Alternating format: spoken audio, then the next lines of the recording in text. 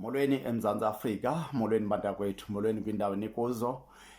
Kwababukeleyo bekwezo ndawo kumaphondo ngamaphondo, ndiyanibulisa. Ndingumodi uMaqabaza Ifani, ndiyinzalelwane yasePort St Johns eNtsimbini.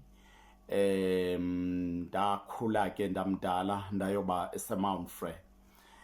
Ndizokokuqala kwimedia ngomcimbi odibene neVasa Awards. Abantu ke bawukhumbula xa ujonga i-social networks, uyabona phaya kusoloko kuthi gqi into ethe awards, Vasa Awards, Mount Frere, kwaBhaca njalo njalo. Mandithathe lithuba ke ndisondele kuni, ndiqale kuqala ndithi ndiyababulela abantu abanikeze inkxaso ngakumbi kumaqhawe abo abathe bawavotela futhi baqhubeka besenza njalo till kube ngumhla we-9 ka-August. Imibuzo ke malunga ne-awards yilena. Abanye babuza into yoba ezi awards mhlawumbe zingenelelwa ngabantu abatheni. Abanye bathi bona kange bayive loo nto. Kungelishwa ke kuba siqale savula ixesha elide.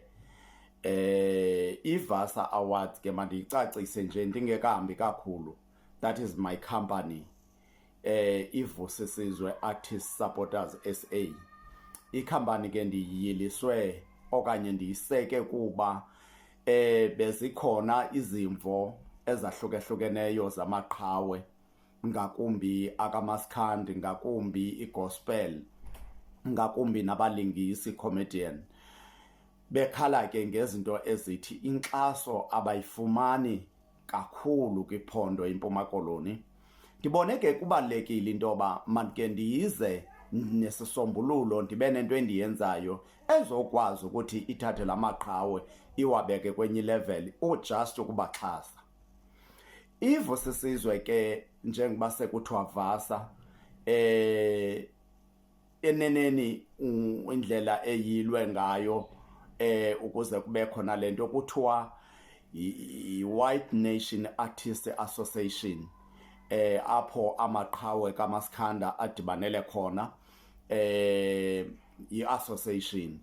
Then ndaze ndayila ke ngoku ukubasapota iVusisizwe le ndithetha ngayo. Abantu abaninzi ke banemibuzo eliqela bebuza into yoba ingaba namhlawumbi ikhethe abantu abathile. Kange sikhethe bantu, asikazubakhetha abantu nakwi-awards zonyaka ozayo ku-2025, kodwa sawuqhubeka sihambe namaqhawe athandayo ukuzixuba namanye amaqhawe.